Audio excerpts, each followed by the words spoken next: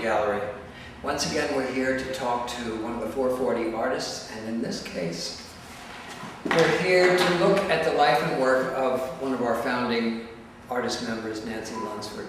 This is her show, Memoir, and Nancy's life, to some degree, as can best be done, is captured in these works. The unique thing about this exhibit, and the thing that makes us so happy, is that during gallery visiting hours, Nancy is here herself, writing her memoir. That's right. Hello, Kay. Hi, darling. How are you? I'm good. Good. Just fine. Are you actually writing a memoir, or are you just pretending? I'm actually writing a memoir. The show came about because I found in my graphic novel that I wanted to write more than I wanted to draw. The drawing took a lot of time. Anyone who's been an artist more than a few years has had to document their work with slides. Right. And as part of my downsizing, I found slides, because we would have to make 4 or 5,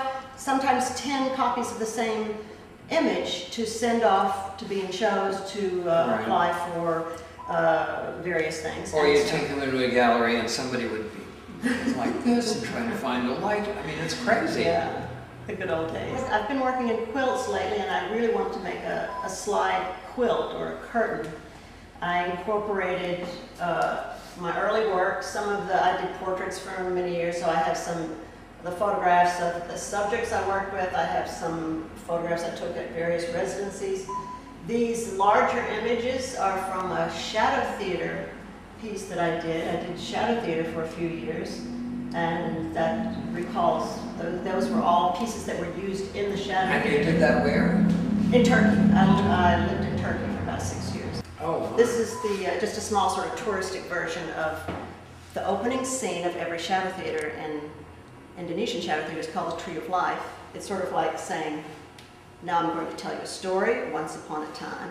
But the real ones are about this big, and they're painted. This wall here is mostly from work I did about 20 years ago in Turkey. Is this a self-portrait?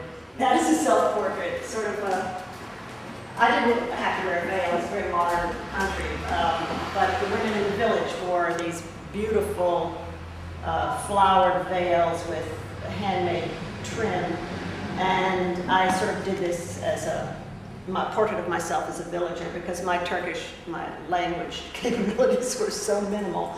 I felt like I was from the village in America or something. How do these relate? These are other chapters of your life, of course. Well, this is a tribute to my twin daughters who were born in Turkey. The year they were born, I got very little work done. They were my artwork that year. I called them my diptych because I had 2 of them. And so this was sort of a tribute to them. It's made up of a letter I wrote to my mother, who had never seen them. They were 5 months old, and I was getting ready to go home. And so I was drawing pictures of them, what they were eating. And those are journal entries or letters? Journal entries. I've always kept a journal, and a lot of my art comes out of my journal writing. And this was a letter that I'd written to my mother. And I have a cow here because I felt like a cow. I was nursing twins on demand at first, and so the diptych here, which is sort of this religious iconography, also represents my breasts at the time, which were massive and constantly feeding. But and these are little fertility images. It's hard to see. You have to see up close on that. But that was a time in my life that I felt like if I survived motherhood, then lived to tell about it in my art, it would be a wonderful thing. At the time I did this work, this is 1990, I quoted part of my journal. This is actually very similar to what I'm doing now. I was looking back at my journal, trying to recapture various stages of my early development. I had a very chaotic childhood.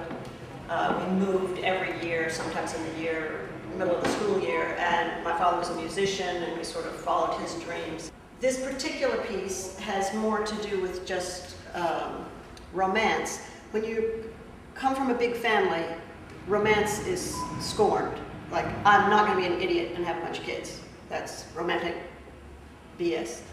And so when you do fall in love and there's something that's almost nauseating about love. It's almost like a disease. You hope it passes. And so this is just a poem that's extremely romantic. Sister, brother, mother, father, husband, lover, child, you are the woven fabric of them all. A veil so fine, I only feel it when I breathe, which is always. So I started with the quilt making in 2006 to deal with the death of the father of my children. Oh, yes. And I was spending a lot of time with him as he was dying of Lou Gehrig's disease. Coming back and forth, the gallery had just started, and I really had so little time to do artwork.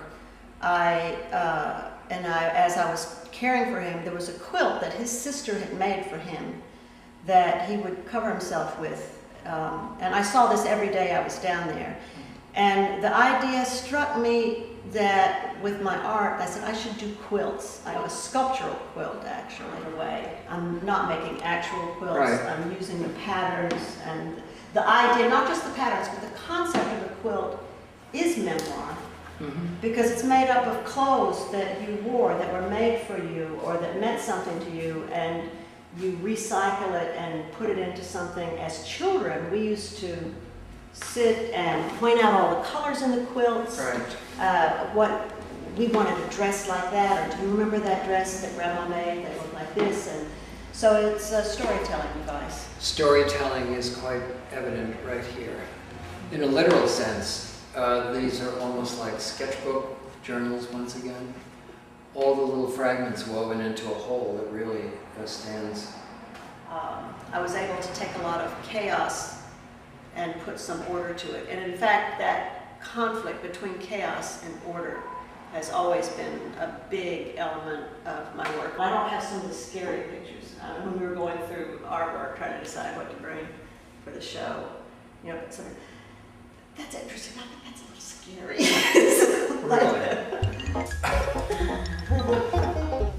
I'm very, very pleased to be able to not only present the artists of the 440, but to give you an idea of what we do here and to show you around my home. This is Sera, wishing you all a happy and productive summer. Our season begins again in earnest in September. So you can cut a lot of that, can't you?